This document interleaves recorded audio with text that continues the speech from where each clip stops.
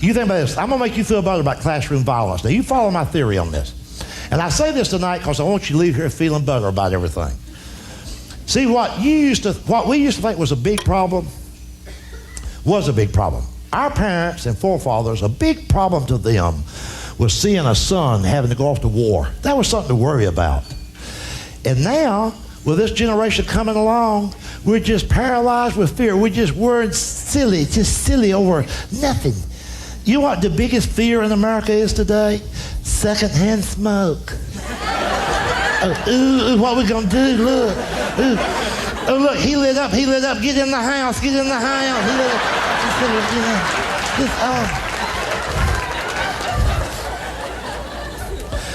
Now, I've been all over the country, and I know that there's more good people out there than bad. I know there is, because I've been all over the place.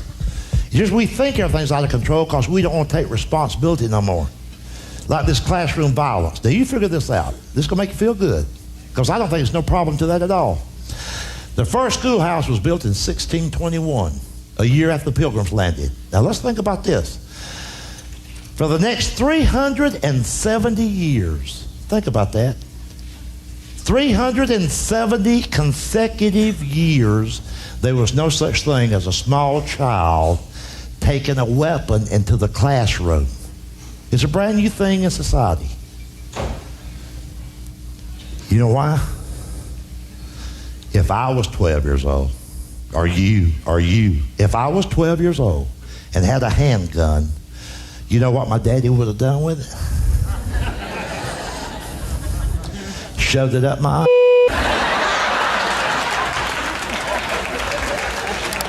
and then he'd have dared me to But my daddy was a man.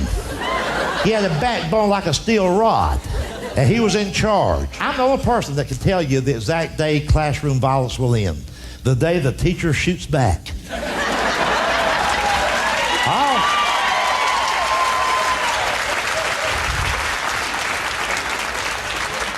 All we need to do is open fire on these rugrats just one time. And from that day forward, every parent in America will suddenly have time to search the kid's bedroom. They'll search his dresser drawer. And before he leaves for school, they'll search him. And they'll say, you better not have no damn gun. That teacher will kill your ass. When you and I were little, the phone would literally have to ring 20 times before anybody would get up to go answer it.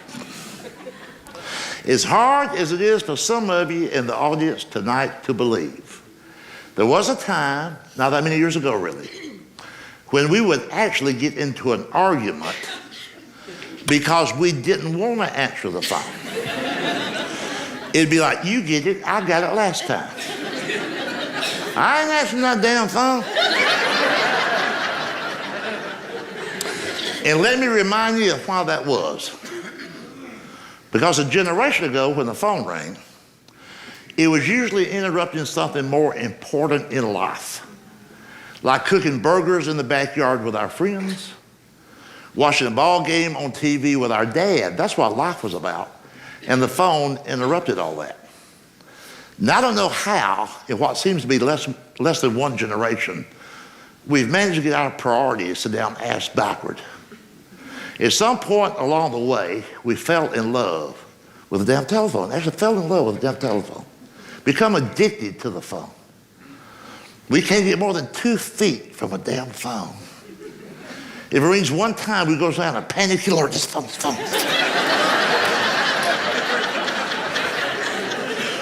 We got a phone in every room in the house, got one out in the yard, got one on the deck, the damn deck. There's a phone on the deck.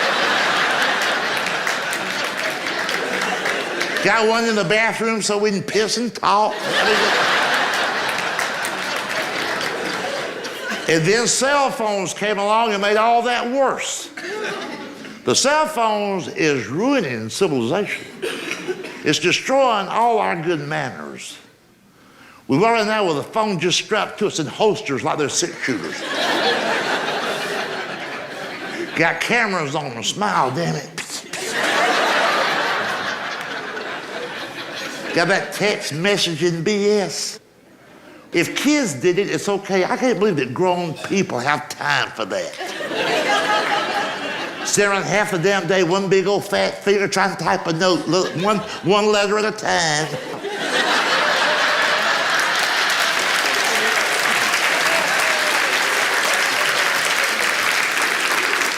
Finally get the note written, then when you get it written, who do you send it to? Another idiot with a cell phone. Just call the son of a bitch. My first cousin died. Now see, we're talking about my side of the family, and don't let this go no further. You know, he's the one that got killed with a hay baler. Yeah, out baling hay. Thank goodness he was working near the road there. And somebody just driving by happened to notice that this hay baler was running amok with nobody on it. At first, they thought he had just gone to lunch. Then somebody with a brain said, no.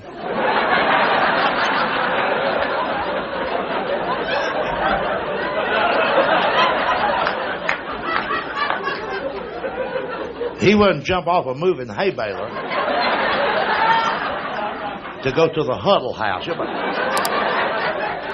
Well, to make a long story short, here's what happened. He had been up all night the night before watching that Nick at Night.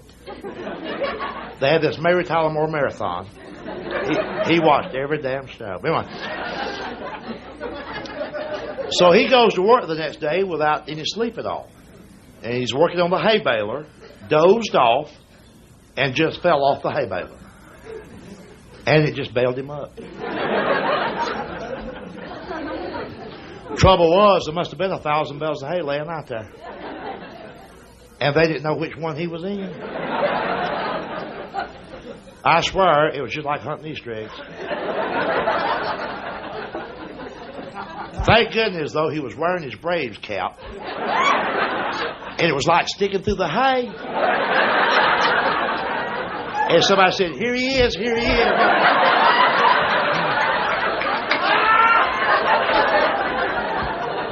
And we gave them a chocolate rabbit. It was a closed casket service.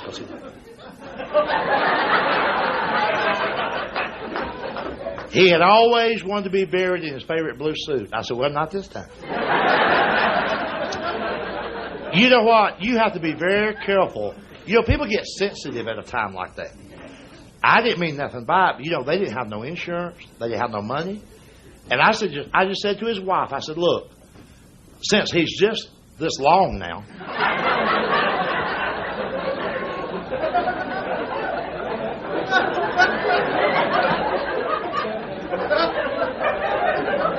why don't y'all get him a plot like in a pet cemetery?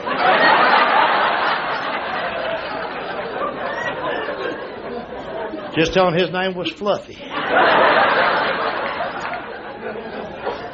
They were pissed. As you hear these Democrats and Republicans debate both sides of everything, and your minister even, or your governor and mayor and all like this, trying to figure out how come the kids are out of control and they used to didn't be that way and what can we do? Here's what happened. I'm going to act it out for you. Let's go back to a time when I was 13. Or you, even as young as you are. Say I was 13. And I get up in the morning, walking down in the kitchen area. My father, we were sitting at the breakfast table. My fat-ass father, in his boxer shorts. He'd be burping or belching. There'd be so much cigar smoke in there you couldn't see. It's like fog. There's so much cigar smoke. On my father's breakfast plate in front of him would be a small fried pig. Pork, damn it, pork, fried pork. That's what's wrong with this country now. We've got a whole generation of Americans who have never heard the expression, sop it up. So then you have that greasy breakfast, a lot of bread, white bread. You hear me? Damn white bread. Manly white bread. White bread. None of that modern day, all natural, multi-grain, dark brown, looks like a wad of dog bread. No. He had white bread and butter, real damn butter. His daddy ate butter, his granddaddy ate butter, and by God, he ate butter. None of this, I can't believe it's not butter.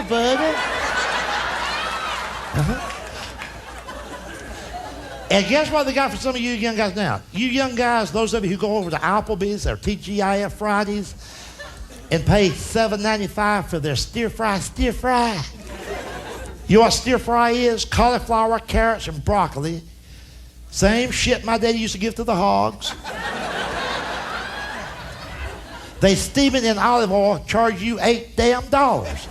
Not only are you a wuss, you're a dumbass.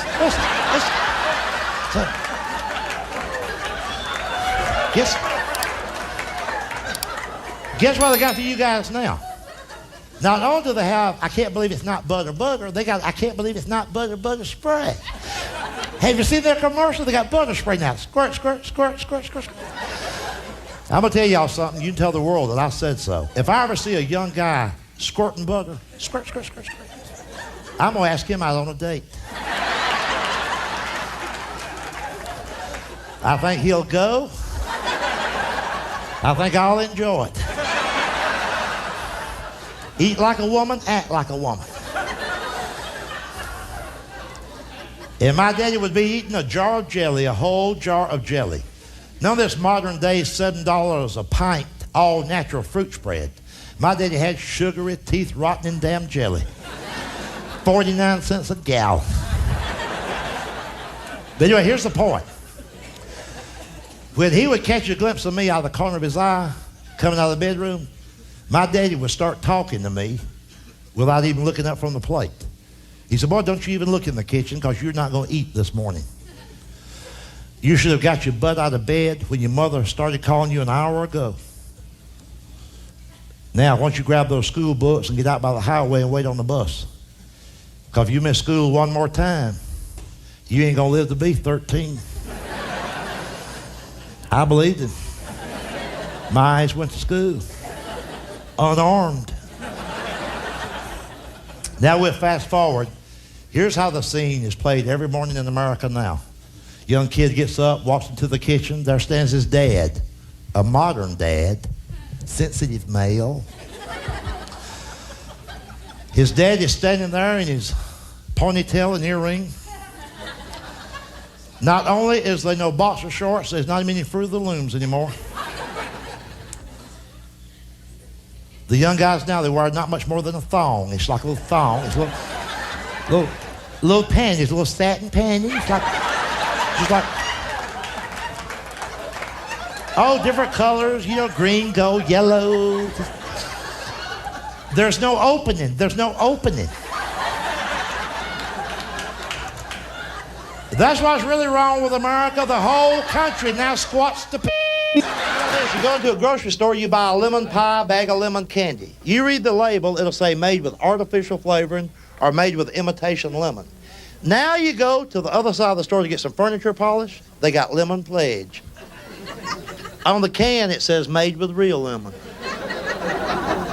That bothers me. We're eating the artificial junk and we're spraying the good stuff on the coffee table.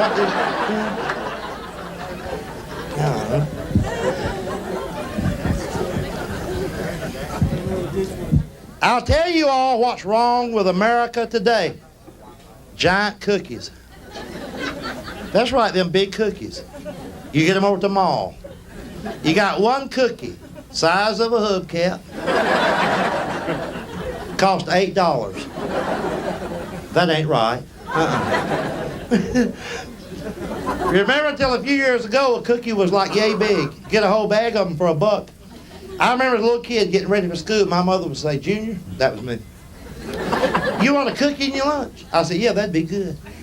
Now mother says to her child, son, you want to take a cookie to school with you? Well, yeah, if I get somebody to help me carry it. See, there's a lot of things out there that don't make sense these days. Every store you go into, they got these little machines. You put a quarter in there. Get your pulse, your heart rate checked. You know what I'm talking about. It bothers me that you can get your heart checked at Pizza Hut. Does this make any sense? I can't see a guy going into Pizza Hut saying, yeah, this order's to go. Give me a large Super Supreme, double cheese. I love cholesterol. Give me a lot of jalapeno peppers. I want to remember this pizza till next week.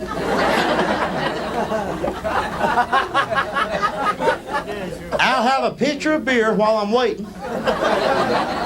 And what the heck, I might as well get my heart checked while I'm here. And listen, think about this. Department stores are practicing medicine. For almost 20 years, we think it's all right. Let's say you go over to Sears and Roebuck just to look around. And by the way, if you notice, that's what we all do at Sears now. Nobody buys anything over there. Well, you're off this afternoon. What you gonna do? Well, I'll tell you. I think I'll go over to Sears and look around. All right. You're over at Sears. You're in the lower level, the basement. That's the hardware department. All you're doing is checking out what's new with Black & Decker. You ain't gonna buy nothing. You're just looking. Now you get ready to leave. You go around the lawnmowers. Well, let me interrupt this a minute. Lawnmowers. On every lawnmower you've ever seen, not a sticker, not a label, embedded, molded into steel so you can't ever erase it. It says, keep hands and feet away from blade. You know what that means? Sometime in the past, some nut has said to his wife, honey, come here, let's trim them toenails of yours. See, I need something else too. Don't worry about these celebrities. I'm so tired of these celebrities trying to tell you and me what our priorities ought to be. Save the environment. All these young couples now, they got 5 trash cans in their kitchen. They're so proud of themselves because they recycle. We recycle. They don't know where Junior is, but they know where the beer bottles fell. This is for cans, this is for plastic, this is for paper. Their lives are out of control, but damn it, they're going to save the earth.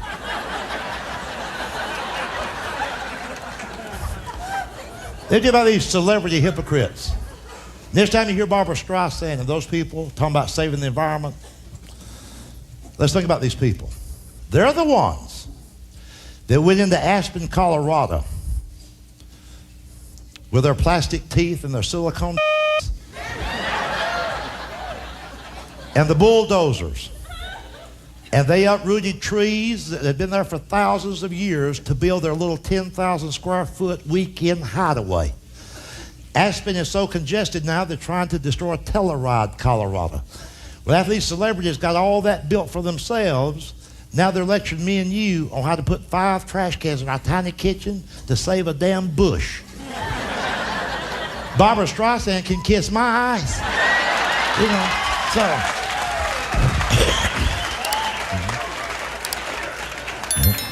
And let's not worry about that spotted owl.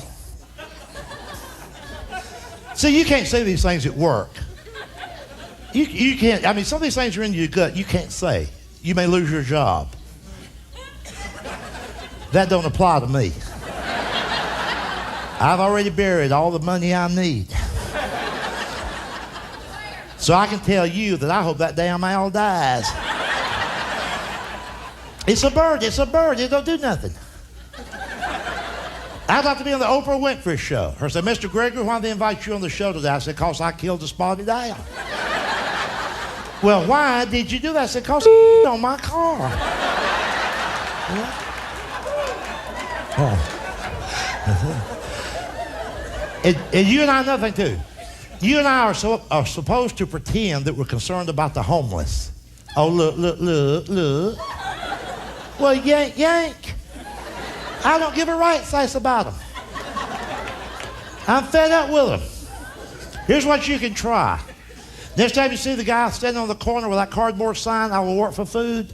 You know the guy's been out there every day now for 3 years. Lucrative location. Won't you pull over? Open your car door. Say, hey, fella, I see your sign there. You'll work for food. I got an acre of land that needs clearing off. Hop in. He won't get in. I know, there's a guy a few blocks from my house, same corner every morning, almost for 3 months, getting on my nerves, really. So one morning when traffic wasn't too bad, I pulled over. He had this sign that says, I will work for food. I offered this guy an onion to paint my house.